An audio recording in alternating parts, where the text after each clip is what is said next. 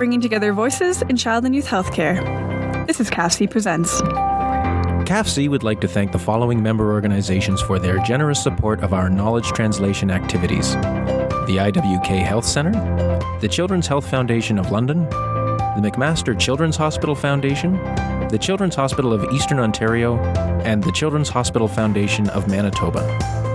We would also like to thank the following Keystone partners for their ongoing contributions that support all of CAFC's programs and activities.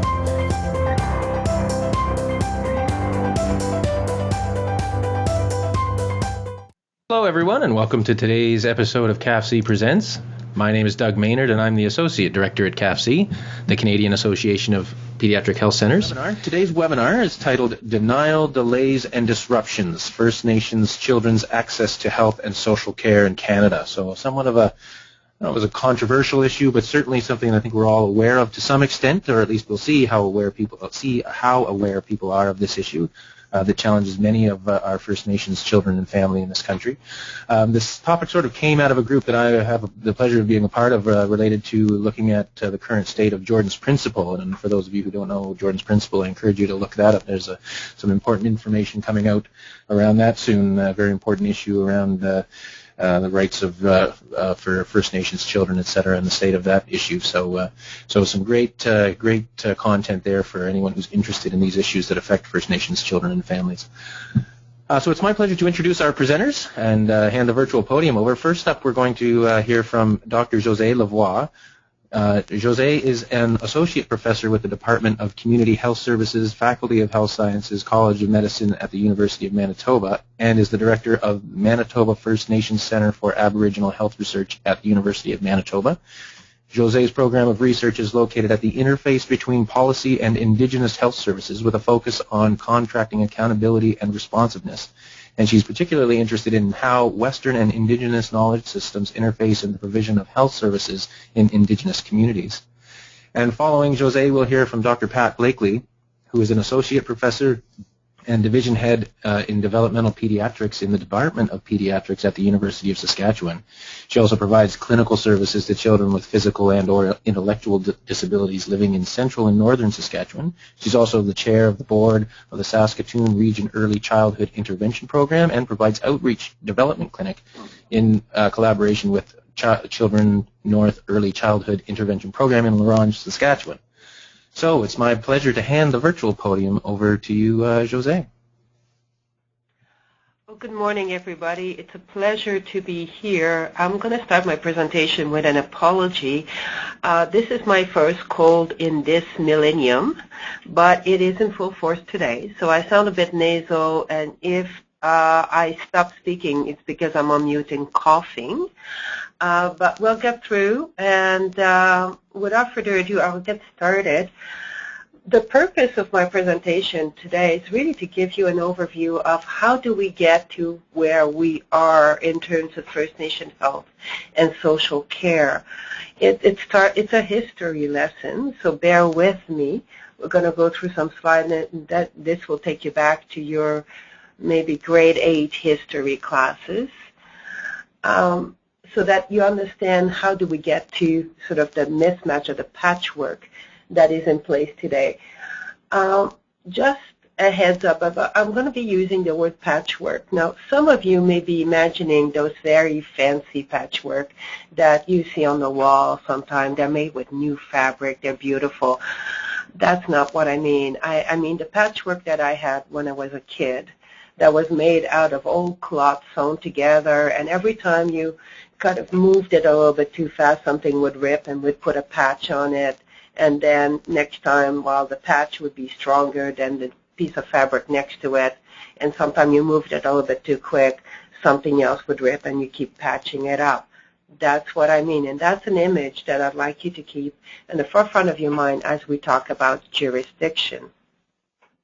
So the purpose of the presentation is basically to go over First Nation, Metis, Inuit, and federal responsibility, talk about this jurisdictional patchwork, and talk about the impact on access to care. And Pat will be, in the subsequent presentation, be talking about case studies. So this is basically the background to Pat's presentation, if you want. So this is a lovely map that is just emerging. It's available on sale through this website, and it represents Aboriginal First Nation in terms of how they talk about themselves, how they name themselves. So instead of Cree, you will see, I'm not sure I can pronounce all those names, Mihi, Tawimin. In terms of the Inuit, you will see a number of different nations. The point that I want to make to you is that the map, even as we understand First Nation, Métis, and Inuit today, this is not how those nations may understand themselves. And the map that we have of nation in discrete community is totally wrong. This is not what existed before contact. This is not how those nations interacted with each other. We have evidence from archaeology of shells that only exist in South Carolina being present as far up as the Arctic. These were shells that were used in trade because traditional medicine people used to travel back and forth to trade medicine with impunity, even at times where there might have been tensions between different nations. Those medicine people travel with impunity. Indigenous people were connecting with each other, were connected across different nations, different landscape, and understood the diversity that existed before contact.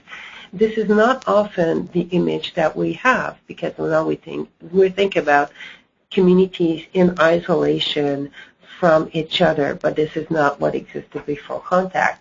This isolation actually was a result of contact.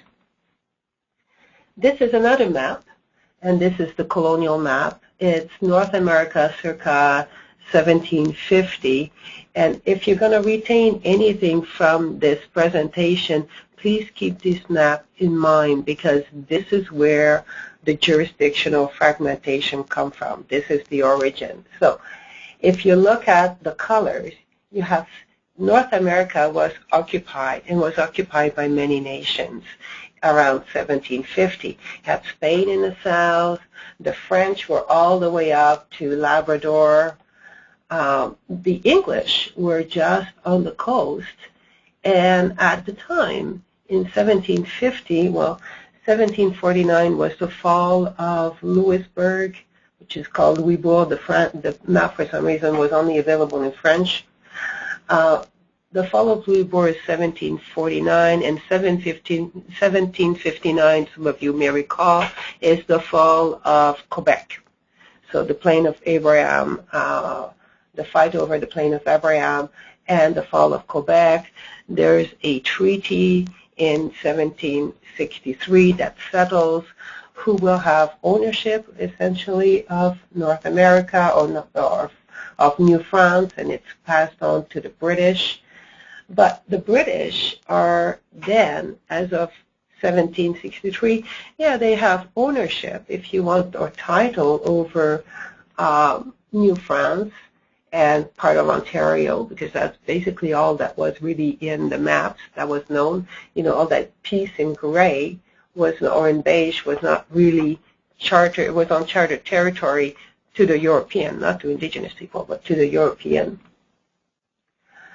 So British has ownership of this territory, but Spain is still there, France is still present, and even the states that are under British control in the United States, they're talking about independence too.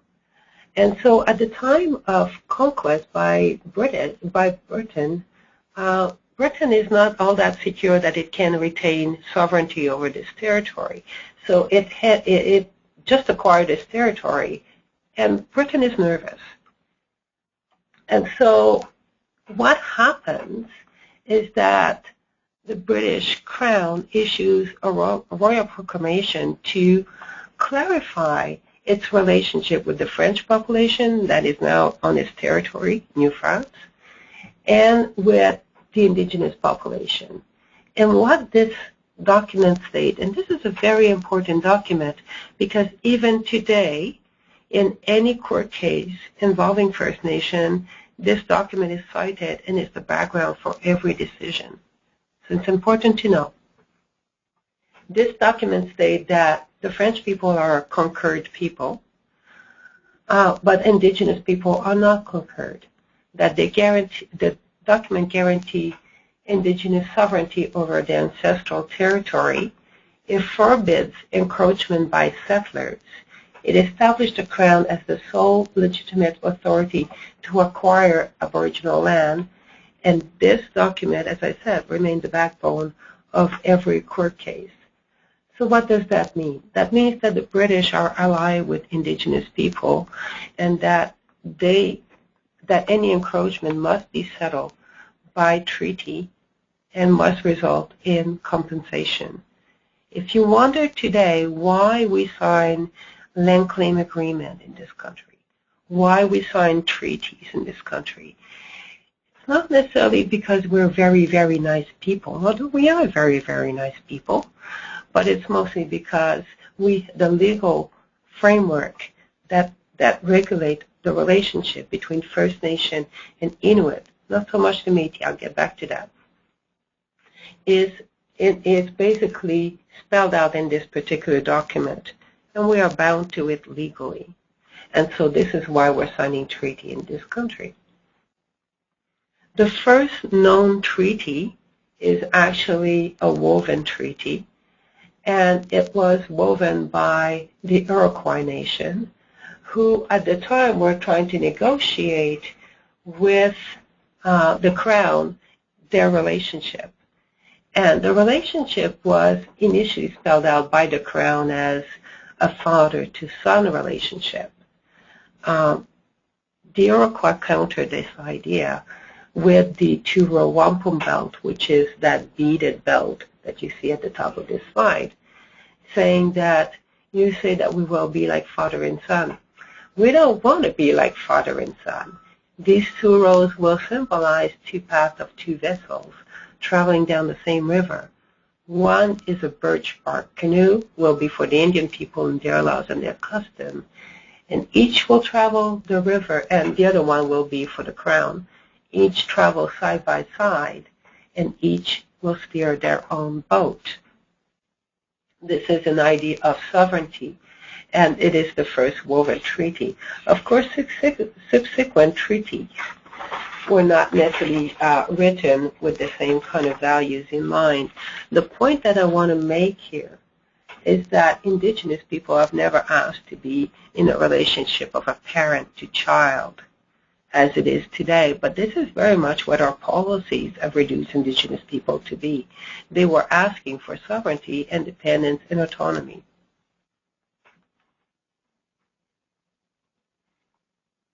And I'm just going to have to put it on mute for a second. I apologize.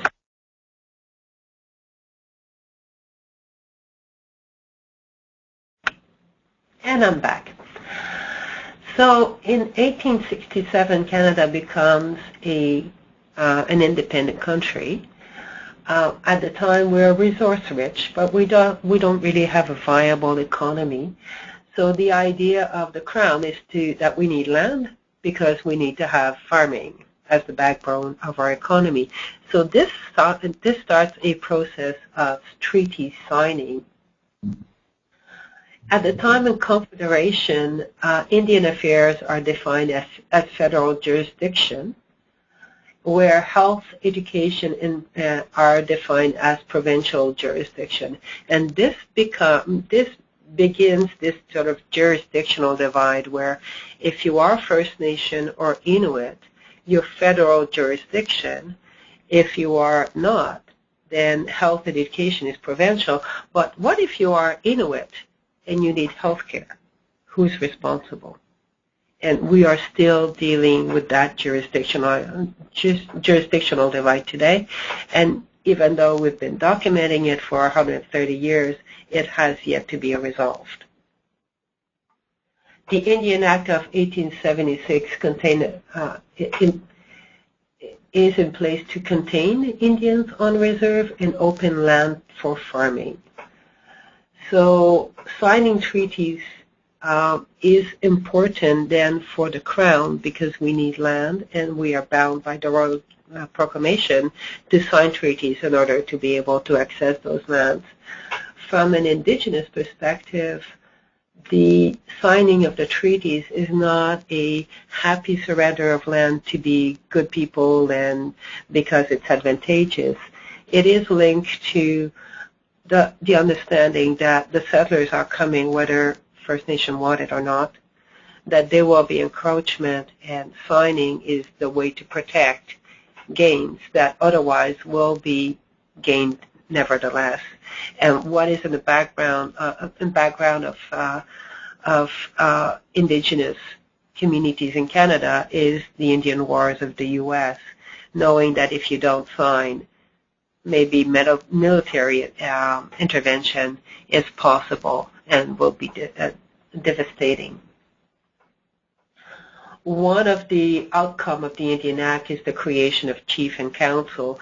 All Indigenous communities had their own ways of making decisions. Some were matriarchal, like the Iroquois. Some were more equalitarian, where women had a very active role in Indigenous governance. But of course, we were, as colonial people, patriarchal, and so we had to impose a patriarchal way of governance on Indigenous communities, and this is where chief and council comes in. It's an imposition on community that displays more different ways of making decisions. This map is a map of what we call the numbers treaties. They are signed between 1876 to the last one was signed in 1929. I believe that would be some of the last settlement in Treaty 6. They are all separate in the sense that they were signed at different times and they have different provisions. For example, it's in Treaty 5 that we see mention of taxation exemption for First Nation that now is reduced to very limited income tax exemption if you are First Nation with full status, recognized under the Indian Act, and work for an Indigenous organization on reserve. Everybody else pays income tax. That's a misunderstanding that many people have. Treaty 6 does not contain that provision, but it contains a provision for free health care in case of pestilence or in case of famine.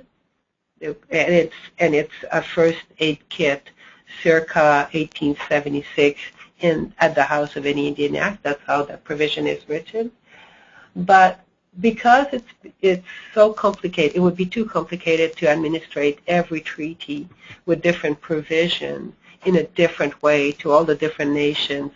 Those have over time become sort of a collective body of rules and programs that the federal government extends to First Nations. Treaties are, of course, a very nice thing because of certain benefits. Some rights to natural resources I've not mentioned. Of course, the rights to natural resources depends on the approval of the Minister of Indian Affairs, and if the Minister does not approve that you have those rights, then you don't have them.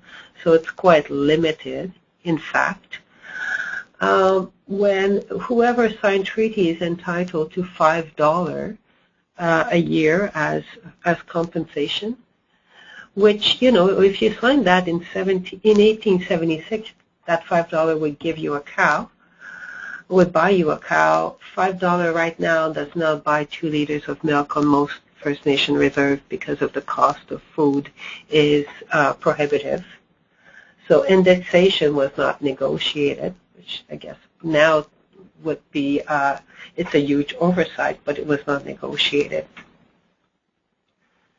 So I've touched a little bit on the treaty right to health. Is there a right? There is a clause in Treaty 6, and there was some mention of the right to health care in Treaty 8 and Treaty 11 negotiation, but it was never written in the final text because whoever wrote it was written in English.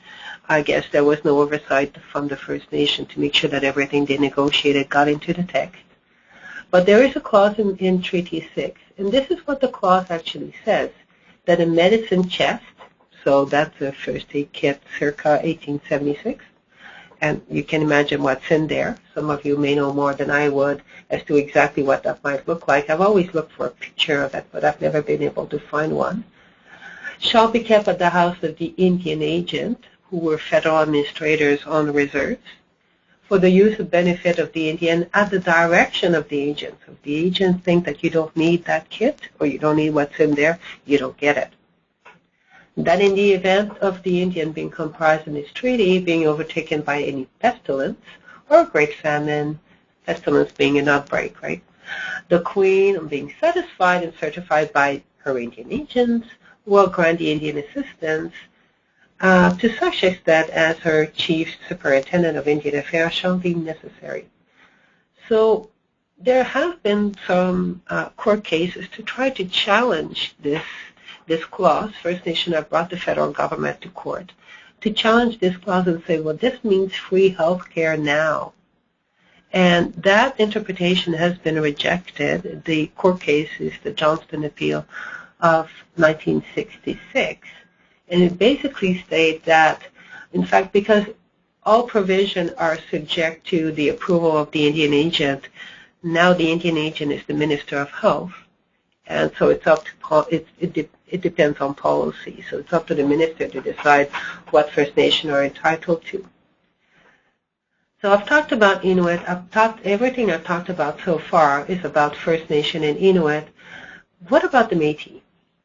Well, the Métis were born of First Nation women and non-Indigenous men, many French and Scottish that were engaged in fur trade.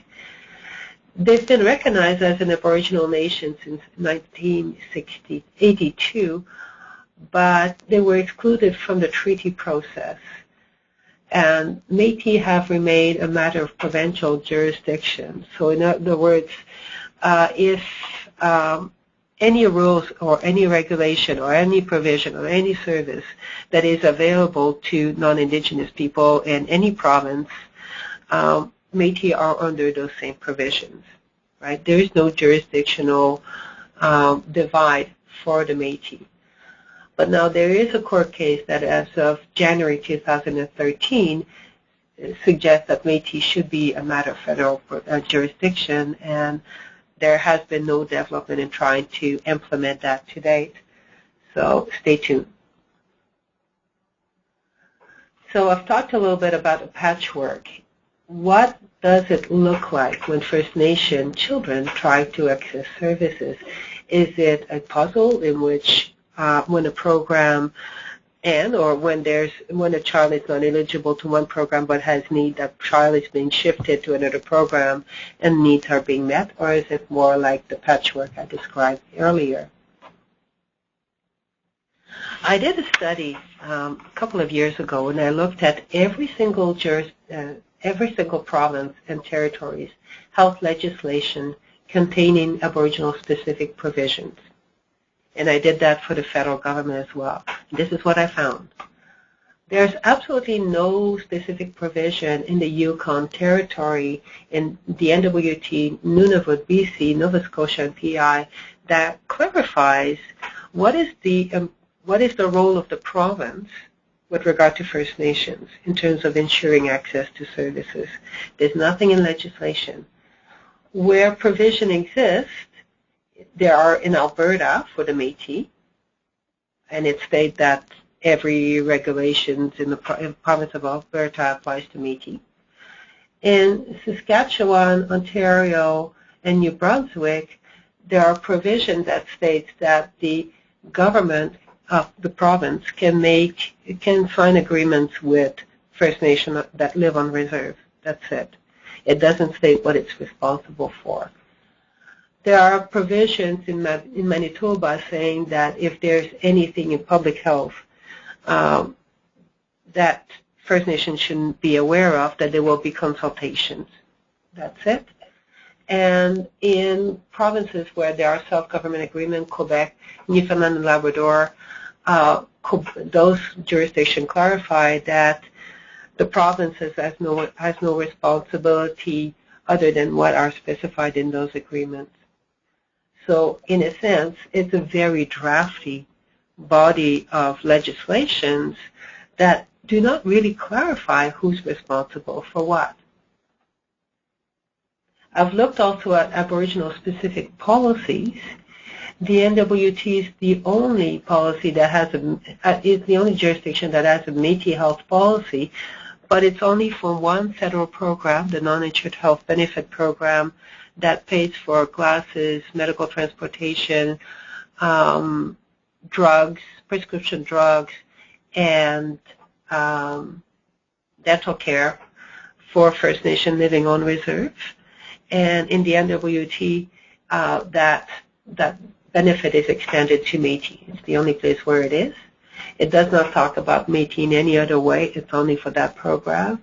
BC has now an agreement with the First Nation Health Authority, where the First Nation Health Authority manages what used to be managed by the federal government in that province.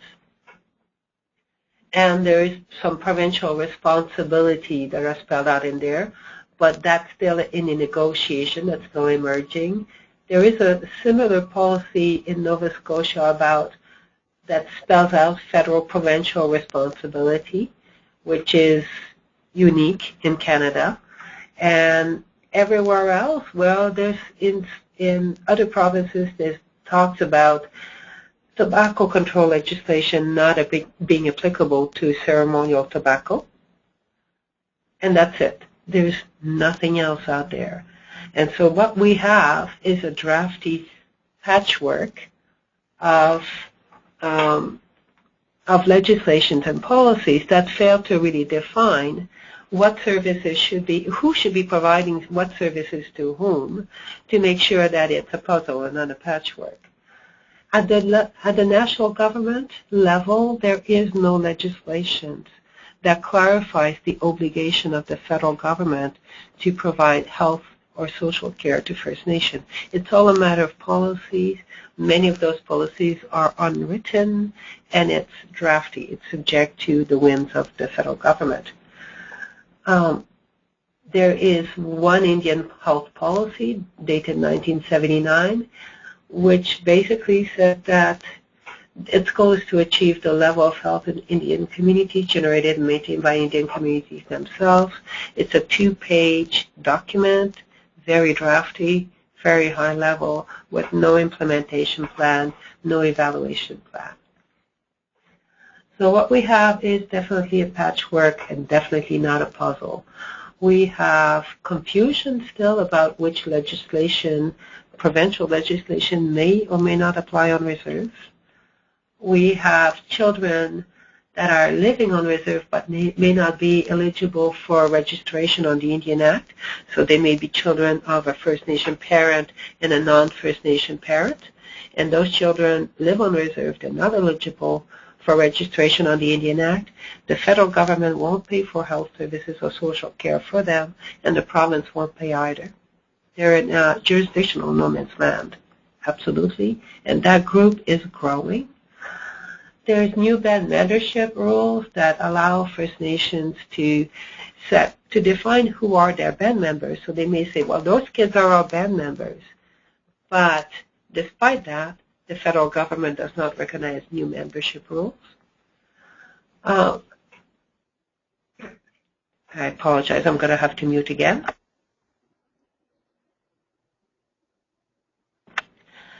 Since January 2013, there's Métis who are not eligible for registration under the Indian Act, but are now, according to the Supreme Court, federal jurisdiction or federal responsibility. What will that look like in the future, we don't know.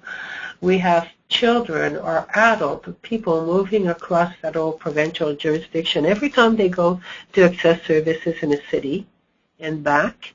And the movement across jurisdiction is a little bit like the Grand Divide. And it's not a neat movement between services that are provincially funded to services that are federally funded, as Patricia will discuss in a few minutes. Self-government agreement create other complexities as well, because each agreement is different with different language, creating different obligations and different confusions. And there's new issues that emerge every day, because in Canada we have 13 separate healthcare systems. We have 10 provinces, 3 territories, and 1 federal healthcare system for First Nations. So Patricia will be talking about services for First Nation children, and she'll be talking about services offered by, some of you may know, INAC, the Indian Affairs Northern Affairs Canada. It's now Aboriginal Affairs Northern Development Canada. She'll be talking about the Early Childhood Intervention Program, the First Nation and Inuit Health Branch of Health Canada that funds services on reserve and also funds the Non-Insured Health Benefit Program I touched on a little bit. She will also talk about the First Nation Indian Health Branch Aboriginal Health Start Program and Provincial services. And these are services that do not embed neatly into each other. There are gaps in between, and children get caught in those gaps. Whereas services for other children are more neatly integrated. Oh, sorry, I've touched on that. So what we have in Canada, regretfully, remains a grand divide between jurisdictions. And I like that slide because I'm a rock climber and I'm a mountaineer. And to me, this is not exactly my idea of fun. It seems a bit extreme. But, you know, I know some people that would do that. But when I look at that picture, I think, wow, would I really want to be trying to do that when I'm on dialysis, when I'm in cancer care, when I'm carrying even just an IV drop, or when I'm a child dealing with disability? But that's exactly what it feels like in my research in terms of children relocating because of complex needs, trying to access services. And so that's the image that I'd like to leave you with as we now roll into the case studies. And thank you for your time. All right. Well, thank you, Jose. An excellent sort of background and history, and sort of really set the stage well as we move on, a little further west from you in Winnipeg. We move out to Saskatoon with Dr. Pat Blakley. There haven't been any questions at this point yet, but then I'll also just take this opportunity to remind the audience, type in your questions as you think of them, and we'll take those questions once we're finished with Pat's presentation. So over to you, Pat. Well, thank you very much, and welcome everyone. We've got a wonderfully, incredibly warm day in Saskatoon. It almost feels like spring. So what I'm hoping to achieve today is a bit of a better understanding of what are provided to First Nations children by presenting 3 clinical cases and then describing what would be available to children through Saskatchewan provincial funding when they're either non-First Nations or some services which are provided to First Nations children living off reserve. Just a little bit more about my patient population. I do see children exclusively who have physical and or intellectual disabilities, and my catchment for children are from about the lower third of the province all the way up to the Northwest Territories, so that border there at Saskatchewan and Northwest Territories. So we provide services to about 2/3 of the province. Anyone who has a map of Saskatchewan in their head can then recognize that one of the biggest impediments for our patients is the distance that they do have to travel, and I'll speak briefly about transportation issues, but it is not uncommon for our families to either have to fly into Saskatoon or to be coming by medical taxi 7 or 8 hours away, and that in and of itself provides an impediment to providing optimal service. I did want to have a disclaimer, and that is that the names of the children used in the cases have been changed. My students laugh at me because I use the same names all the time, and I don't know if it's because I'm getting old and it's easier to remember specific names or not, but these are pseudonyms. They're not the names of the children themselves. But the cases are real, and they're being used to represent the challenges that First Nations children face when they're attempting to access services that, for the most part, are more readily available to non-First Nation children, as well as First Nations children who are living off reserve. So the first case is Billy, and Billy is a 1-year-old boy who lives on a northern reserve. His mom is concerned as he's not yet walking or talking. There won't be any test at the end of this to see who was able to pick out what type of disability the child had. But those of you who are parents will start to understand as I'm giving the case studies, so what might some of the issues be? Well, Billy was born at term to an 18-year-old mom. This was her first pregnancy, and the pregnancy went along quite well. There weren't any complications, and the delivery, the newborn period, all went along quite well. And Billy has been healthy. But Billy's mom was wanting to have a little bit more help stimulating his development, and really was uncertain who can provide this help. She knew that Aboriginal Head Start was available in a community, but typically that starts at age 3. And Billy's mom was knowledgeable to know that it was important for her to not wait until he was 3 to start providing services, but starting to look at what can I do now in those early formative years. She knew that really accessing therapies was going to be problematic because it's not uncommon in many of our northern remote areas for there to be 1 or 2 therapists, whether it's physical therapists, occupational therapists, speech-language pathologists, who have a catchment of very broad areas so that he might not even be able to access these therapies more than once or twice a year. Billy lives with his mom in a remote community, and they typically need to fly to the south to access care. And I always laugh when I hear people coming to the south because I'm from New England in the U.S., and this is really quite north to me. And so saying that you're coming to the south, in my mind, means going to Florida. But anyways, they do have to fly for their care.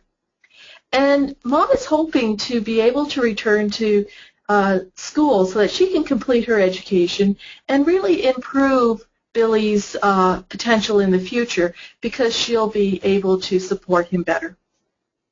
When I examined Billy, he was a great little guy, quite interactive, a happy baby, but he had low muscle tone, so central hypotonia. And while he was quite vocal, at a year he still wasn't saying any words. So when I was looking at it, I was like, well, what services could Billy really benefit from? And the first one that always comes to mind for me is the Early Childhood Intervention Program, and the second one being therapies. I won't speak a whole lot more about the therapies, but that is definitely an area where I think we are not providing the service well to many children who live in rural and remote communities. But I think it impacts the First Nations children most because they often don't have an ability to access for-profit services, so the ones where one would have to pay for private therapies.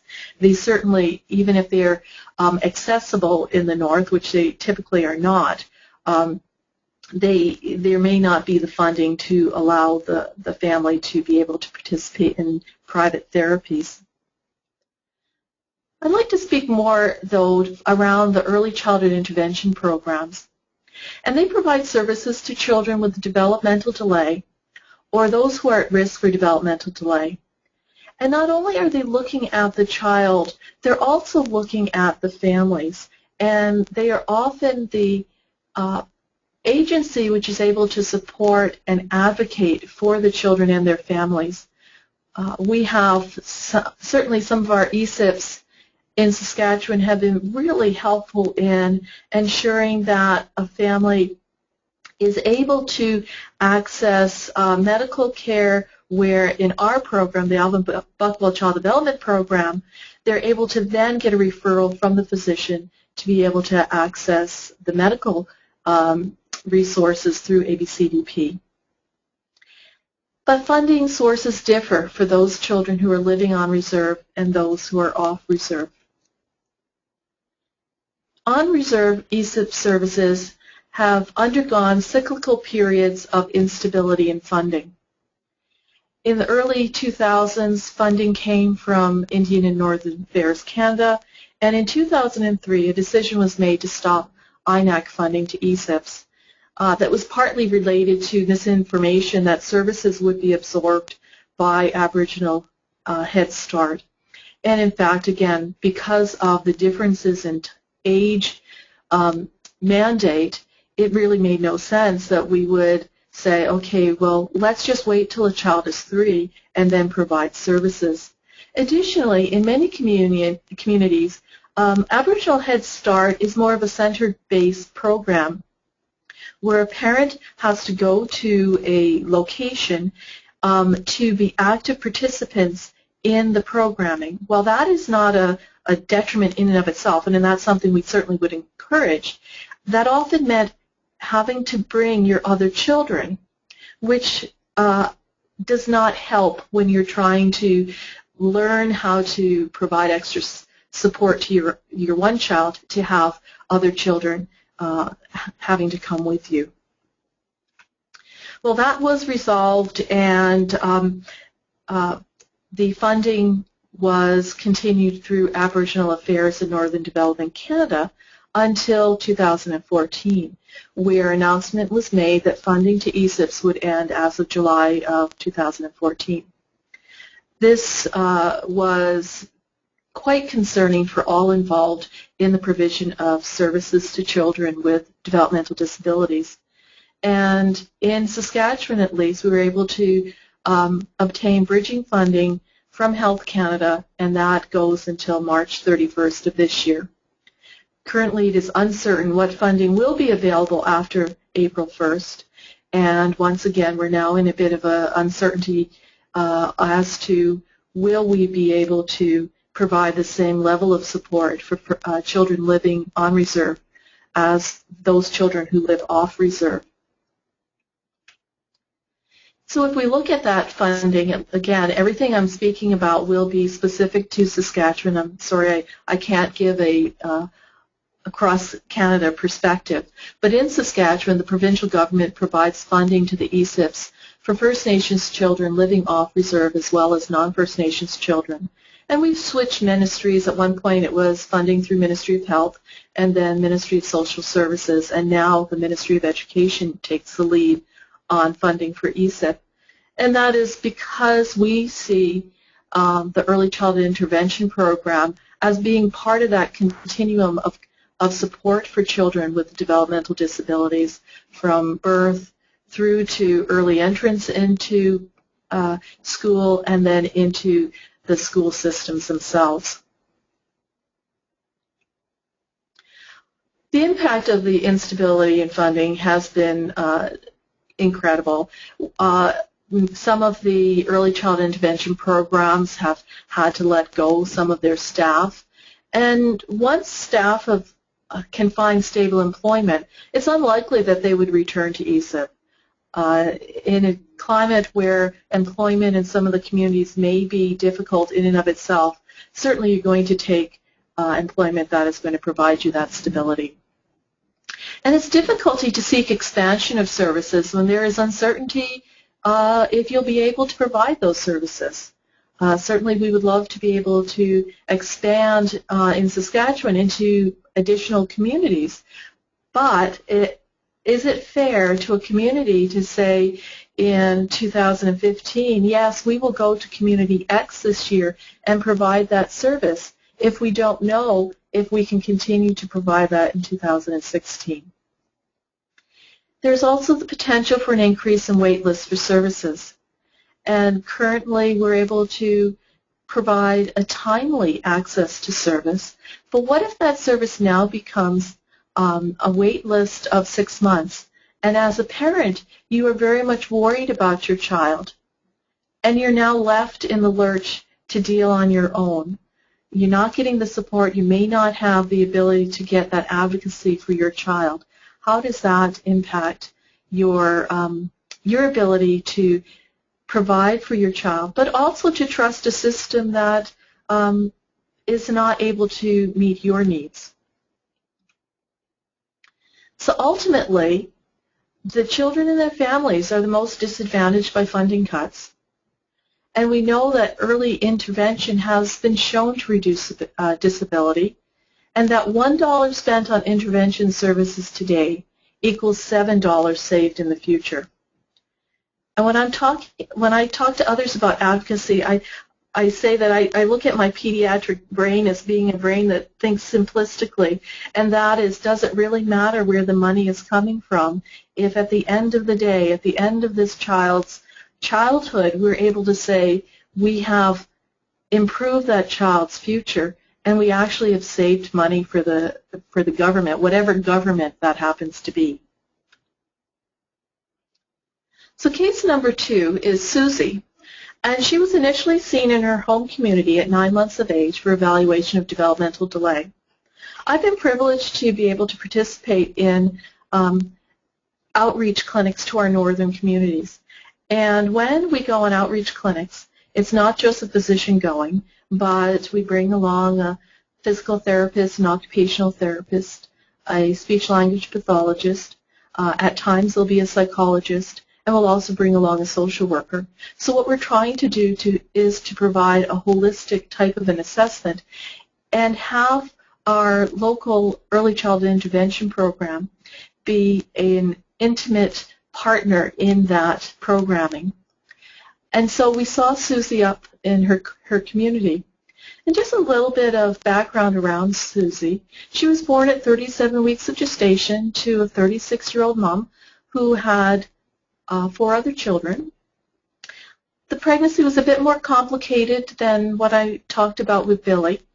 Mom had pregnancy-induced hypertension or high blood pressure, and she had borderline gestational diabetes. Mom had had a urinary tract infection at 28 weeks of gestation, and Susie was noted to have mild jaundice, but she didn't need any treatment for it. And when we saw her at that initial referral, we noted that at 7 months of age, she'd been hospitalized for investigation of her developmental delay. And at that point, she was diagnosed with having had a congenital cytomegalovirus infection. And that infection is pretty common. We consider it one of the ubiquitous types of infections that can have very significant impact on the child. We noted at that 7-month visit that she had cortical visual impairment. In other words, there was changes to her brain where the brain was unable to pick up the signals that were coming from the eyes, so that while her eyes were quite healthy, it was the brain that was unable to interpret what she was seeing. And she also had a palsy of one of her cranial nerves. At that time, she was also, Susie herself was diagnosed with high blood pressure. And she had a CT scan that showed diffuse atrophy of her brain. In other words, the brain was not growing as well as we would have expected. And something called periventricular calcifications. In other words, when you looked at her CT scan, the white fibers, the parts of your brain that send out the information to your muscles, was showing a change that suggested that they weren't working as well as we would have hoped for. Again, at that time of initial referral, Mom had indicated that Susie had rolled over twice, that she was kicking with her legs, and that when you put her on her tummy, she would swim. So if you can get the image of a turtle on their tummy, if turtles have tummies, and the arms and legs are just kind of moving back and forth, but really Susie wasn't able to move. She had a right hand preference, and we often get quite concerned when a child has a hand preference early on, because at a young age you really shouldn't have a hand preference. And at that point she wasn't transferring toys back and forth, but she would occasionally grasp a toy. She smiled and she cooed, and she was quite an interactive little person. And so our therapist said, you know, really, she was only functioning at a 2 to 3 month age level at that point, and her muscle tone was increased. And when we saw her for the first time, we diagnosed her with spastic quadriplegia, form of cerebral palsy. And that means that she had increased muscle tone in all 4 of her limbs, and that this was certainly going to impact her future motor development at the very least. And typically a child with spastic quadriplegia also will have difficulty with her cognitive development too. So Susie's now 9 years old. Since her initial assessment, she has developed a seizure disorder, and she's being treated with an anticonvulsant. She continues to have a significant visual impairment.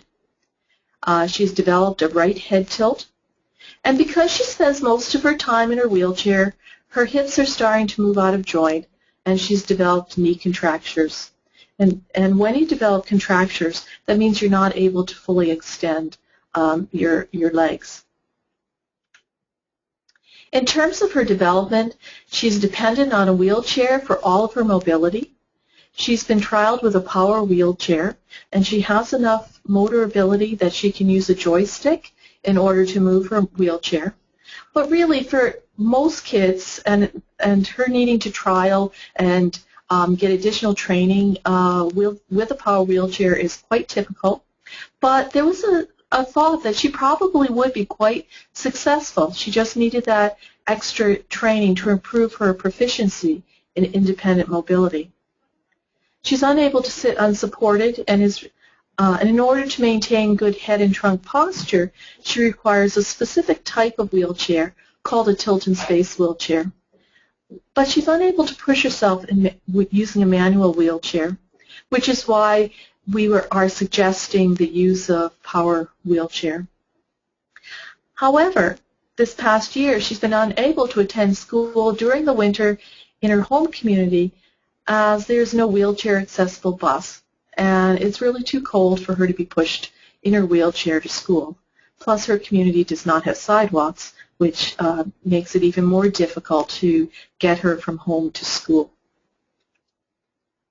So her current equipment include a tilt and space wheelchair. She has ankle foot orthoses, a fancy way of calling the splints that kids wear. They just go over the foot, over the ankle, and go to just below the knee. And those are important in order to maintain range of motion in her ankles.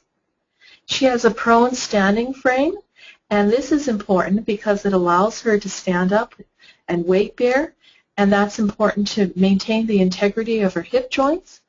But being in a standing frame also allows her to be standing up and to be at the same level as her peers when they're all standing up. So it's not only for therapy reasons that we like the standing frame, but also for social reasons.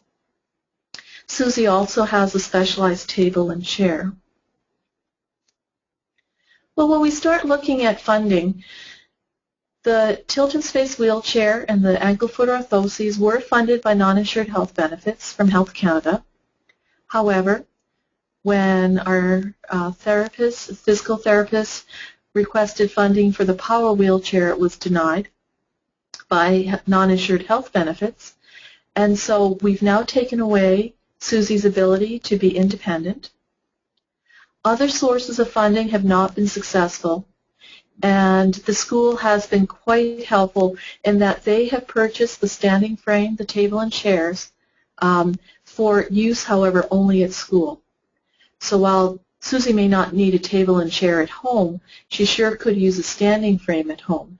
And the only way that that would be covered would be through the family covering it or through the band covering it. So if we look at non-insured health benefits funding, there is a specific portion called medical supplies and equipment, and within that is mobility aids.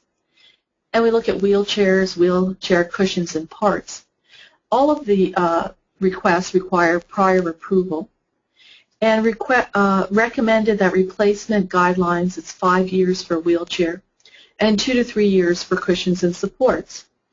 Anyone who has a child will know that they grow fast, and while there is certain amount of growth that can be anticipated when ordering a wheelchair, for most children 5 years is going to be way too long between the guidelines for replacement. Additionally, if you live in a community, again, where there aren't sidewalks, the wear and tear on the wheelchair is more significant than if you're living in Saskatoon, where you have paved roads and paved sidewalks.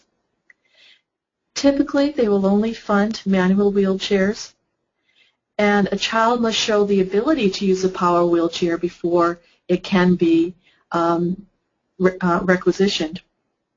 Now, that puts us into a catch-22, though, because it's difficult for a child to develop competency without having access to a power wheelchair on which to practice.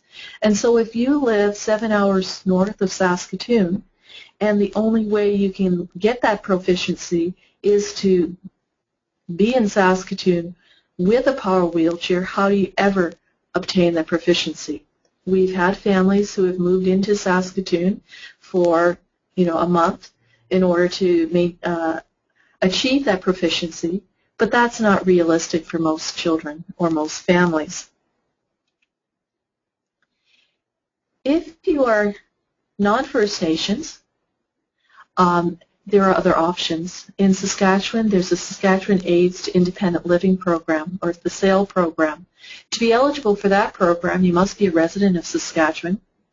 You must possess a valid Saskatchewan Health Services number, be referred for service by an authorized healthcare professional, and unless it's pre-authorized, the service must be obtained in Saskatchewan. To be eligible, however, you may not receive services from any other agency of government, such as Saskatchewan Government Insurance, and so if someone has been in a motor vehicle accident and has therapy needs or needs that would be met by SAIL, SGI typically would cover it. Workmen's Compensation Board coverage, non-insured health benefits, or benefits through Veterans Affairs.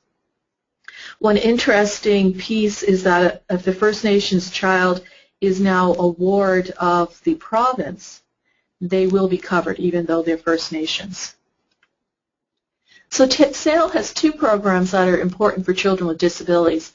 The first one is Universal Benefits, and I'll speak a bit more about Mobility and Assistive Devices Program and the Prosthetics and Orthotics Program. And in Case 3, we'll talk about the Nutritional Products Program and the Special Benefits Program, the Paraplegia Program. So when we're looking at Mobility and Assistive Devices Program, it must have requisition from a medical professional with appropriate authority. And so in Saskatchewan, we're talking about children. We're looking at providing the medical professional. Some things will come from a therapist, but some things will require a physician referral or physician requisition. And the pediatricians at the Alban Child Development Program in Saskatoon and the Wascana Rehabilitation Center in Regina have authority to assign for those, as well as the orthopedic surgeons and the physiatrists. What's important is that this is a free loan and repair, so that there is no cost to the family. And in terms of pediatric mobility aids, things that are covered are the McLaren buggy, the Convey cruiser, a kid cart, and manual as well as power wheelchairs. They also cover cushions, a K walker, and bathroom accessories, so things such as tub bath seats and that sort of equipment. The prosthetics and orthotics, the ankle-foot orthoses or splints are covered, as well as specialized seating and adaptive seating, and important for many of our children, the standing frames.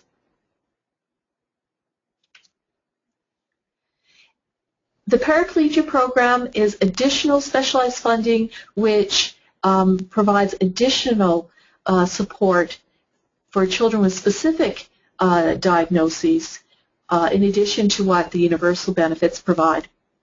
And here, to be eligible, the child must have, or the person must have, paralysis of all or most of the lower limbs and trunk due to a lesion or disease affecting the spinal cord.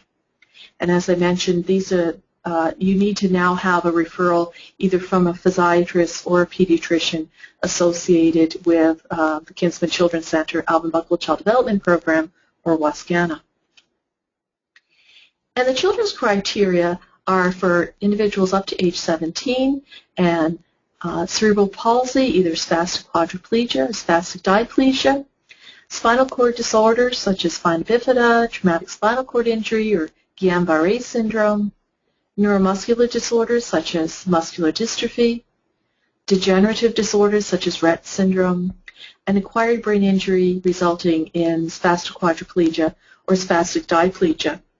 More recently, and I think it's been in the last 2 to 3 years, we've now also been able to receive funding for children who have hypotonia, low muscle tone, which is impacting their mobility.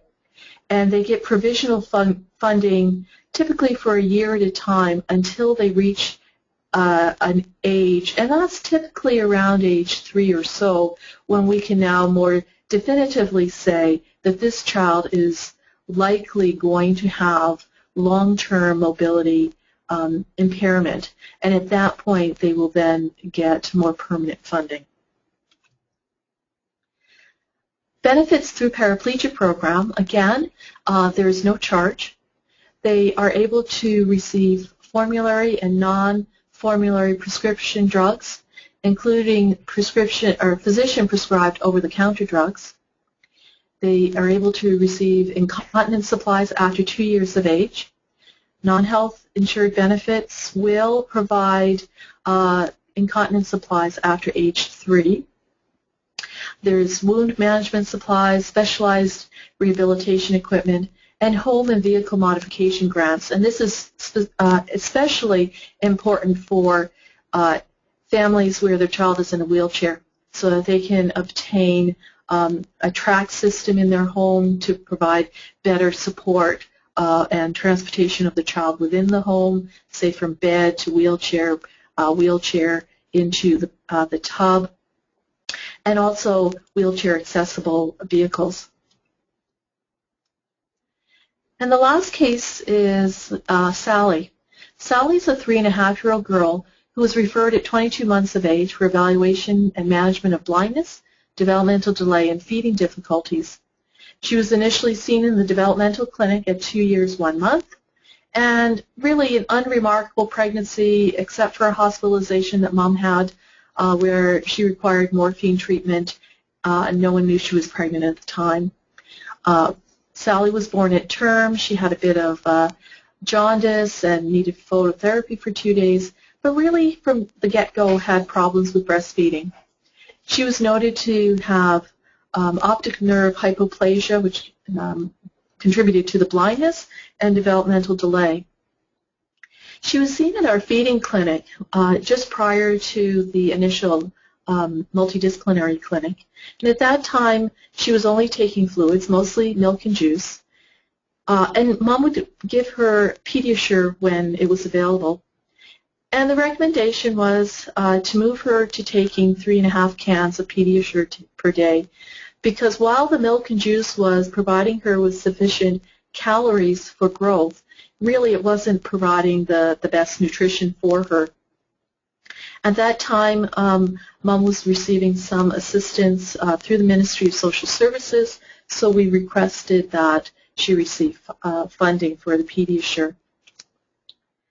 Sally continues to be followed medically in the feeding clinic, and she has significant oral aversion and sensory processing difficulties such that she is unable to efficiently and effectively take enough oral solids to meet her nutritional needs, and that feeding remains a huge challenge. Due to the cost, Pediasure is given when the family can afford the cost, but we try to give her samples, Mom samples, whenever they are available in clinic. She remains globally developmentally delayed.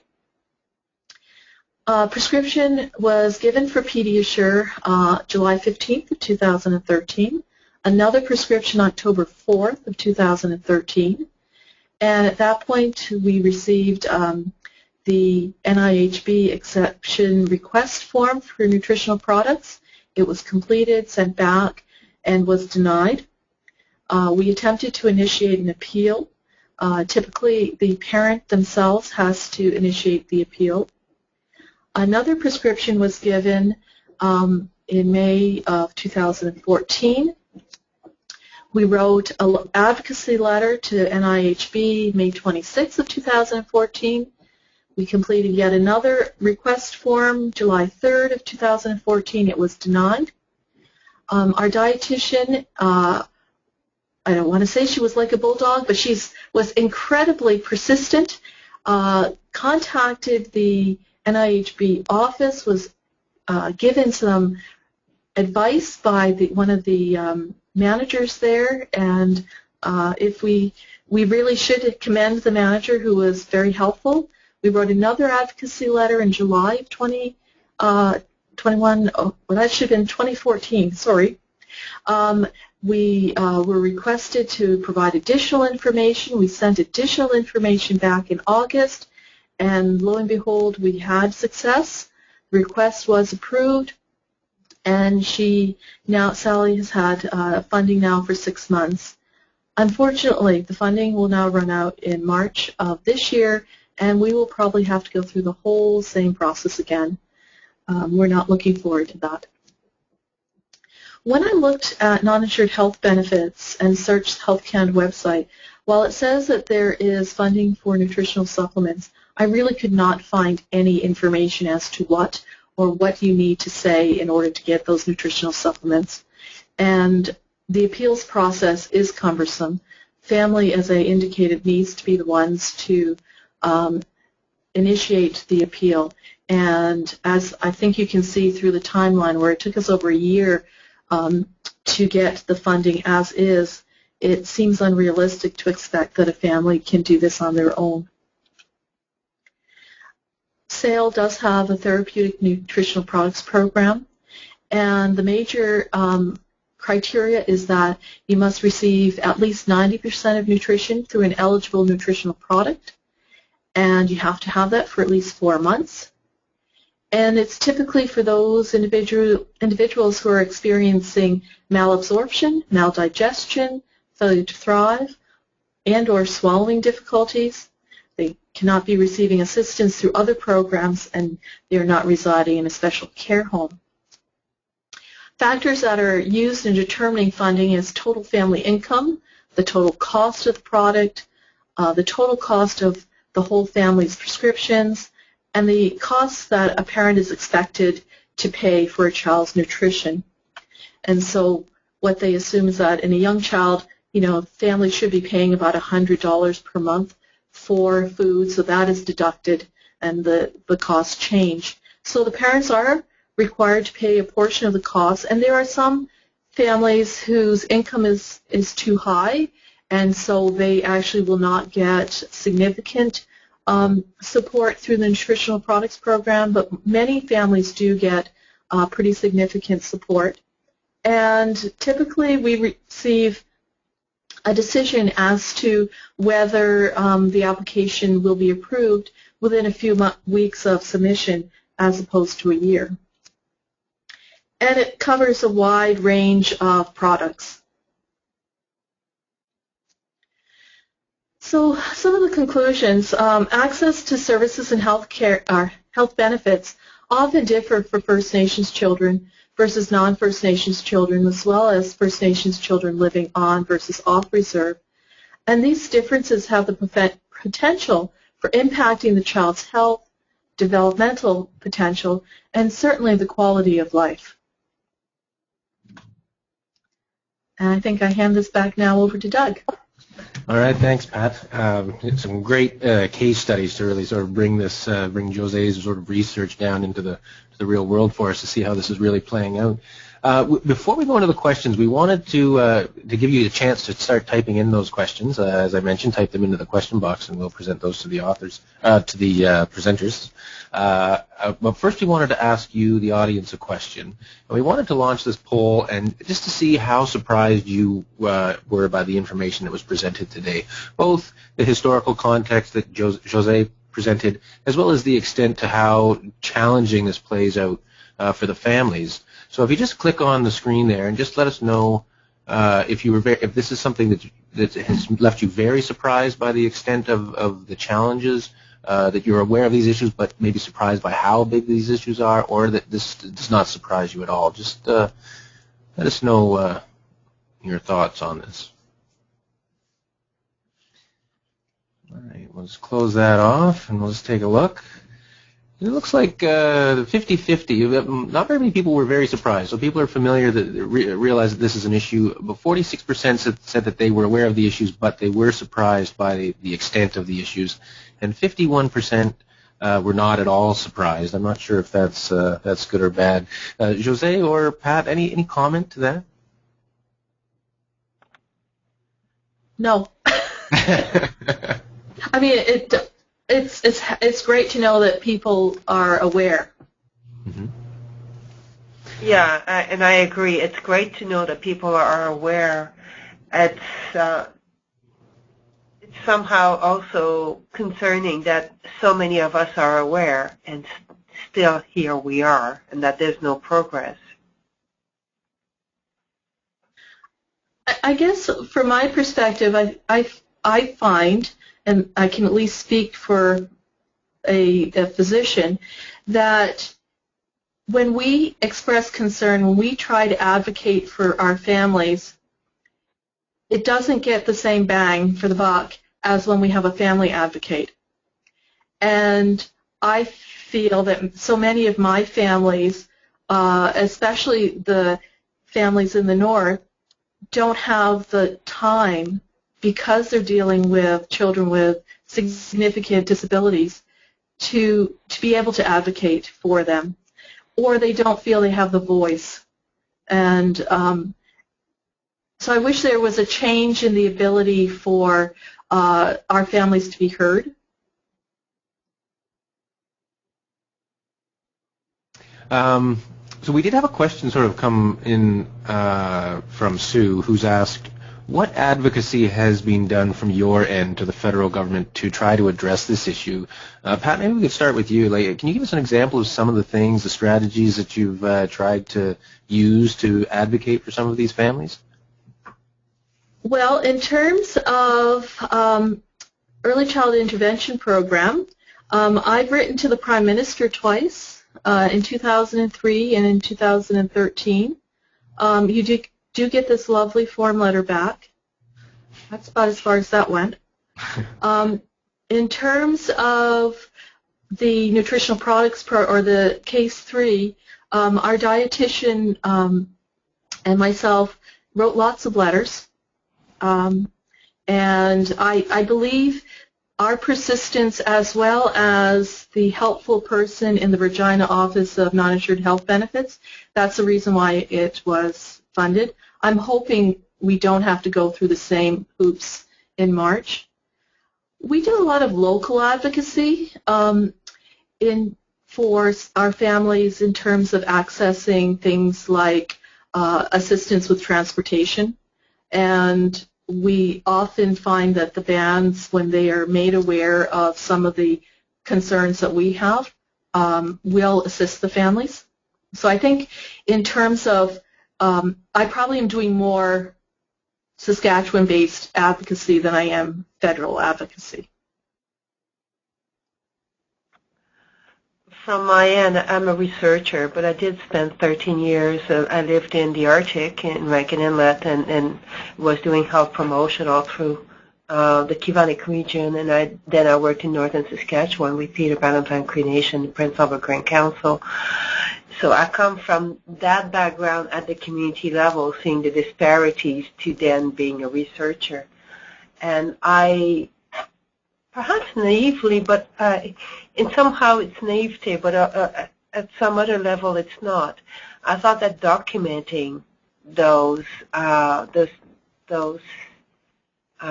think human rights issues, if I can use that language, would eventually get the attention of the federal government. So bringing transparency to that, writing about it, having meetings with ministers, having meetings with Indigenous health organization, NAHO, the Assembly of First Nation, the Assembly of Manitoba Chief here, the First Nation Health Authority in BC, and bring those issues forward so that as many people as possible have evidence to bring forward, because we're all at different policy tables, we're all at different meetings.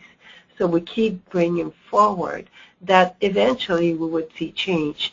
Well, if that's the way to do it, it's the slow way to do it. But I don't know any other way.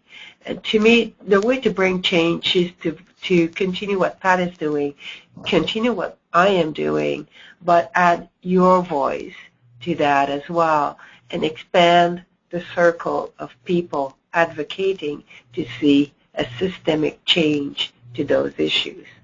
That's the only way we're going to do it. This is the snowball technique.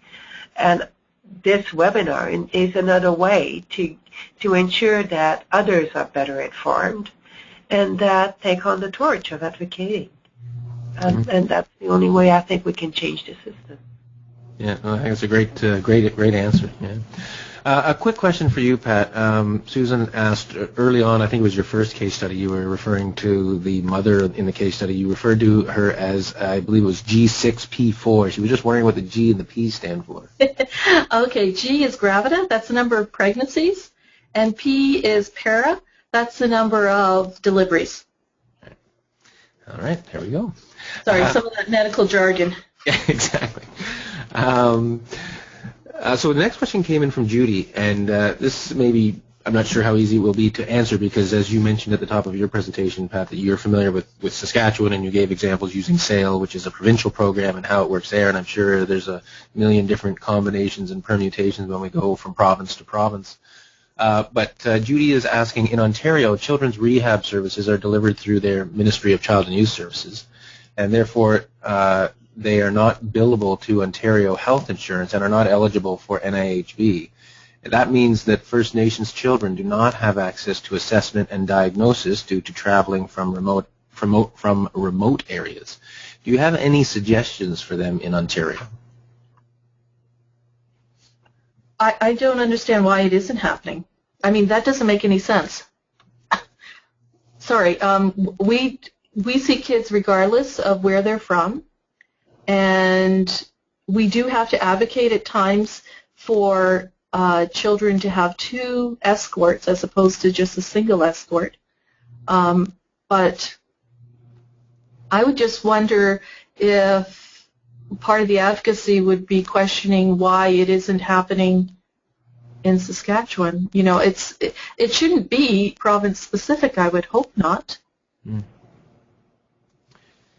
Yeah. So Judy, perhaps a follow-up comment. I'm not sure if it's just the fact that they're traveling from far remote areas. So, for example, for the Children's Treatment Center in Ottawa, receiving children from Iqaluit or Baffin Island or that sort of thing. Perhaps it's just the challenge of travel that they're not able to do it, whether the funding is provided or not. I'm not sure, but maybe Judy can post a bit of a follow-up just to clarify for us. And while we're waiting for that, if it comes in, we'll move on to the next question, which came from Mary. And she says, when the federal government and the Assembly of First Nations conduct a review of NIHBs, do they include input from specialists such as the folks we have on our panel today when determining what is warranted at what stage of life, how often, and a better process for appeals? She says they should be inviting experts to the table for reviews such as these instead of politicians. It can be challenging to raise children. Can you imagine having a child with special needs? As well, if you divulge that you have a status number when attempting to access medical services off reserve, you're treated differently by many in the medical profession, as they see you as a federal responsibility. Any comment to that?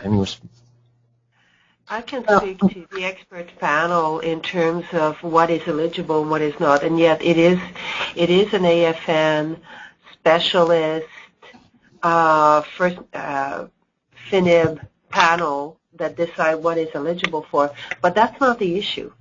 The issue, when I was in Saskatchewan working at community level, the joke was, don't get a toothache in January because, you know, the new funding comes in April and the funds were usually depleted. So approval was subject to the season because of limited budgets, not to need. And so, and it was a joke. I was coming at it from, you know, somebody that was faced with rejection for patients that we were looking after. But the truth is that the needs for non-insured health benefit coverage rise about 7% every year, and that budget is maybe indexed to 2% a year. So in the end, there's not enough money going into that budget to meet needs.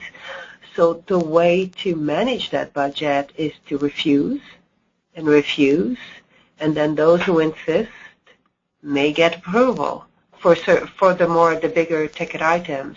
And I think those nutritional supplement or those nutritional formulas that you were talking about, Pat, would fit under that. That's the pattern, is that you refuse until you really have to, and then you approve.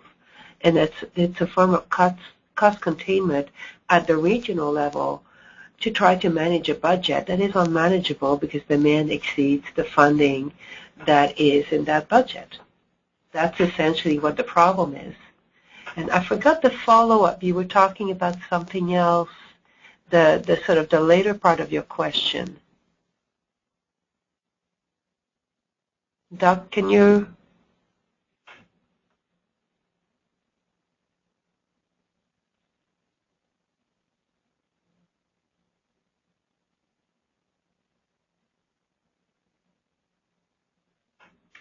Hello?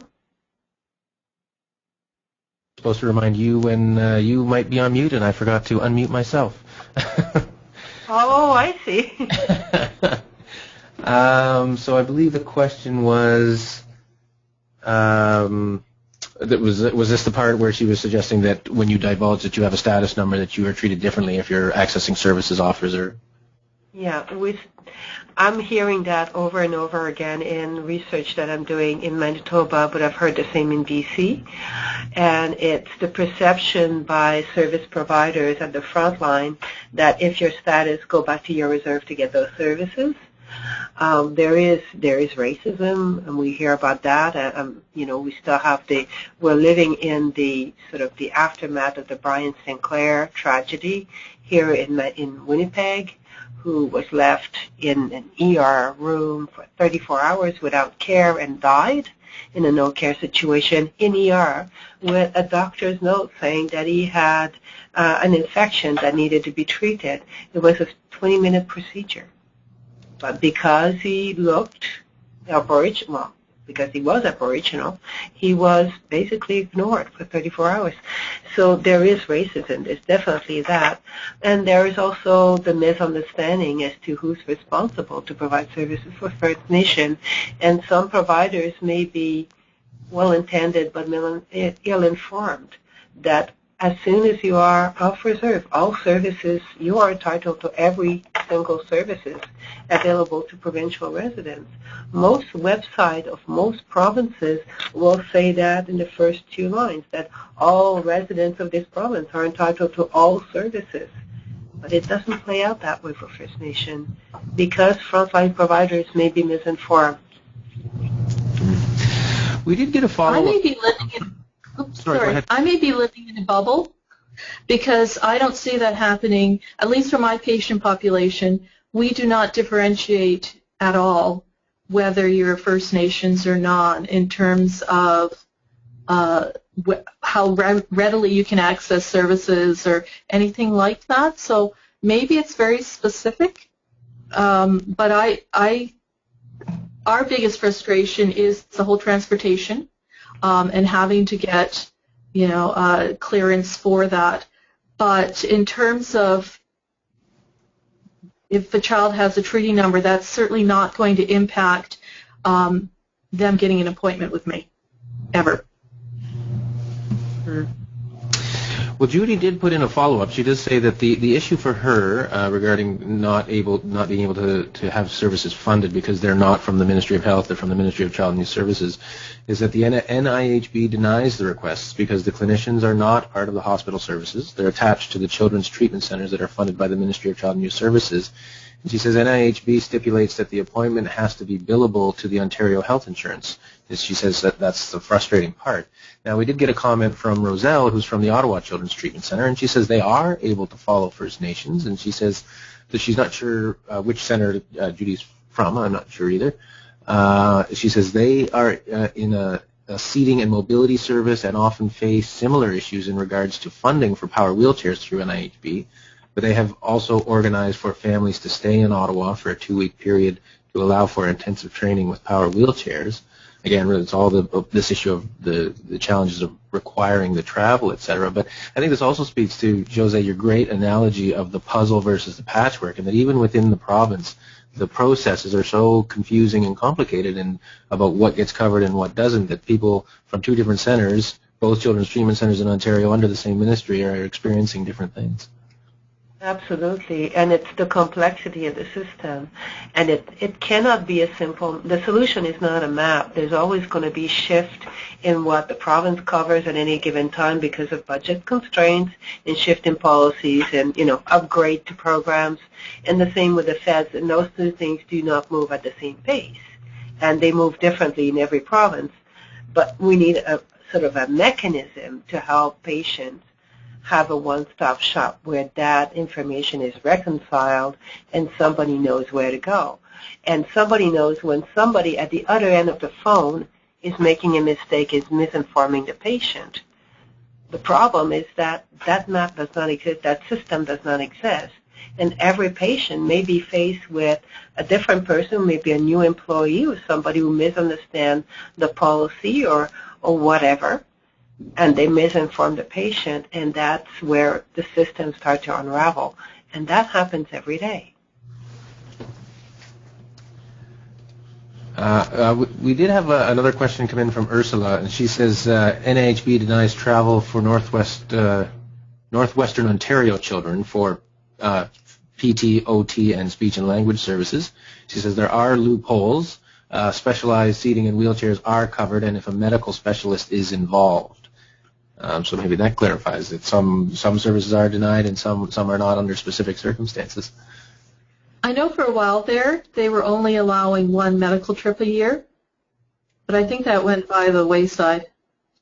And I know for us, if there is something like that, then we try to make sure that there is a medical appointment with that PT appointment, even if the medical appointment is for 3 minutes. Yeah. All right. So we are just about out of time. We have maybe 2 more questions that we'll take, and then we'll maybe hear some closing comments from our panelists before we wrap up. But our next question is from Richard, who said, we know as Aboriginal people and as criminology students sometimes learn that hospitals and medical staff often rank their patients. If you consume alcohol and hurt yourself, you may be put down the line, or you could be an Aboriginal person, as was already mentioned, and you get put back to the back of the line too. This is Richard from Vancouver, and he says, any comments to that?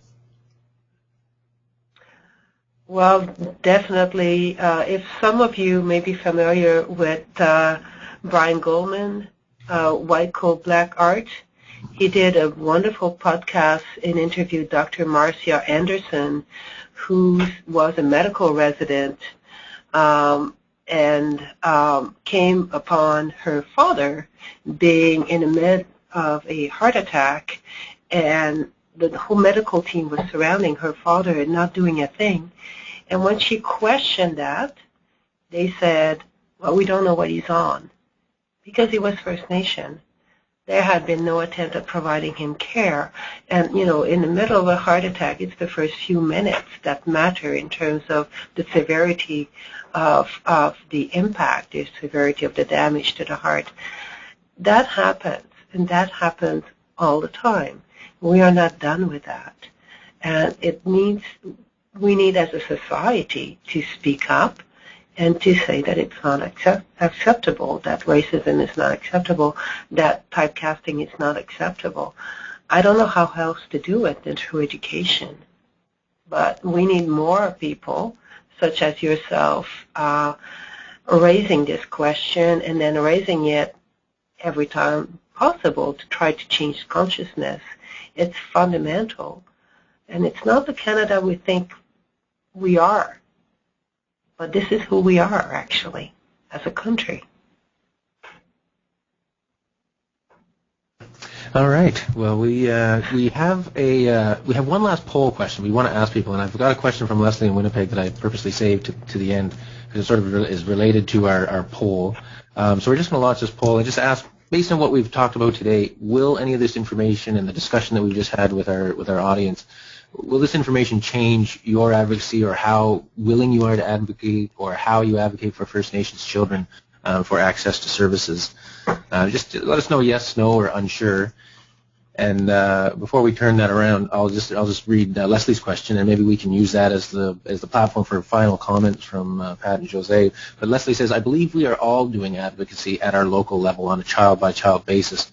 She says, would there be value in collecting our stories across Canada and doing advocacy at maybe collective advocacy at both the federal and provincial level? She also asks, how do we create more of a sense of urgency regarding this issue across Canada? And I think that might be the most important question, is how do we create a sense of urgency around this? So we'll just flip the poll around, and then we'll let Jose and Pat have the closing comments. We've got 63% have said that this information will change how they advocate for First Nations children, and 23% said no, this won't change, but hopefully that means they're already advocating as much as they possibly can. That's what I hope that means. But any closing comments about how do we create a sense of urgency around this issue, or how do we really make a change? Any closing thoughts on that?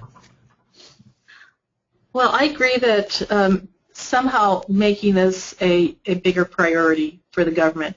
And I think when we look at it as the value of intervening, providing services early, decreasing the dollars spent later is one way to do it. Because it all does come back to how much is it going to cost me? And again, I wish there was a way to just stop looking at, well, it's a provincial problem, it's a federal problem, it's really one big pot of money in the end of the day, and how can we do this so that we are providing the services that every child needs, regardless of who they are, where they live, what their ethnicity might be. Yeah. I agree with you, Pat, and to put it in a broader term as well, we are doing that. There's a report that will be coming out on February the 10th trying to address some of those issues, and so I'm not going to spoil the impact, but stay tuned.